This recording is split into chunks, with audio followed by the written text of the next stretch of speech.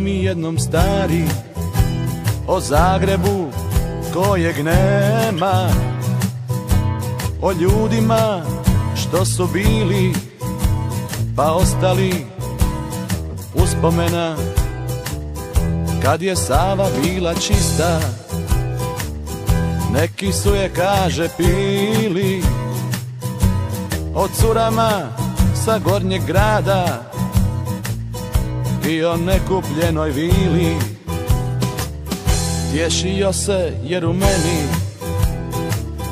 nije vidio dječaka koji pazi kako gazi kao oni s Pantovčaka.